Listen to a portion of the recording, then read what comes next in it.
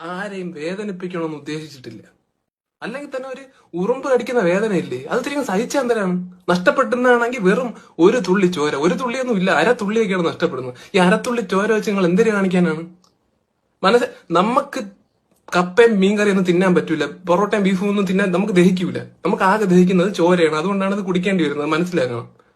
വേറെ ഏതൊരു ജീവിയും കൊല്ലുന്നതിന് മുമ്പ് നിങ്ങൾ ഒന്ന് ആലോചിക്കും, കൊല്ലണോ, ഒരു ജീവനല്ലേ എന്നൊക്കെ ആലോചിക്കും. നമ്മളെ കാര്യത്തിൽ മാത്രം അതൊന്നുമില്ല. ഒപ്പന കളിക്കും പോലെയല്ലേ കുടുംബക്കാരെല്ലാരും കൂടെ സന്ധ്യയാകുമ്പോൾ മുറ്റത്തിറങ്ങി നിന്നിട്ട് അടിച്ചടിച്ച് കൊല്ലുന്നത് നമ്മളെ പിള്ളേരെ. അപ്പൊ എന്നിട്ട് നമ്മളെ കൊല്ലാൻ വേണ്ടി മാത്രം ഒരു പ്രത്യേക ടെന്നീസ് ബാറ്റും ഡിസൈൻ ചെയ്തത് നീയൊക്കെ. പാമ്പിനെ, വിഷവിത്തായ പാമ്പിനെ കൊല്ലാൻ പോലും ഒരു യന്ത്രം ഇതുവരെ ഉണ്ടാക്കിയിട്ടില്ല, പക്ഷെ നമ്മളെ കൊല്ലാൻ ഉണ്ടാക്കി. പിന്നെ പാമ്പ് വീട്ടിൽ കയറിയാലും അതിഥി എന്നും പറഞ്ഞ് അതിനെ ഒന്നും മനസ്സ് വിഷമിപ്പിക്കാതെ എവിടെയും കൊണ്ട് തുറന്നു വിടും. നമ്മളെ കാര്യത്തിൽ എന്തുകൊണ്ട് അങ്ങനെ ചെയ്തുകൂടാ? നമ്മളെ കാണുമ്പോൾ നിനക്കൊരു പിടിച്ചിട്ട് ഒരു ഡപ്പിയിടാത്ത അടച്ചിട്ട് വല്ല പോത്തിനെ വളർത്തുന്നിടത്ത് അങ്ങനെ ഉണ്ടാക്കിയാൽ നമ്മൾ അതിന്റെ ചോരയും കുടിച്ച് അവിടെ കിടക്കൂലേ? നമ്മളെ ഇഷ്ടമല്ലേ അല്ലേ? നമ്മളെ മൂളിപ്പാട്ട് പാടുന്ന ഒന്നും ഇഷ്ടമല്ല. നമ്മൾ എന്തോ ഇടയ്ക്ക് ചില ഡിസീസുകൾ പരത്തി പോകാറുണ്ട് അറിയാതെ, മാരകമായ ഡിസീസ് ആയിരിക്കും ചിലപ്പോ. അതിപ്പോ മനുഷ്യന്മാര് പരത്തുന്നില്ലേ?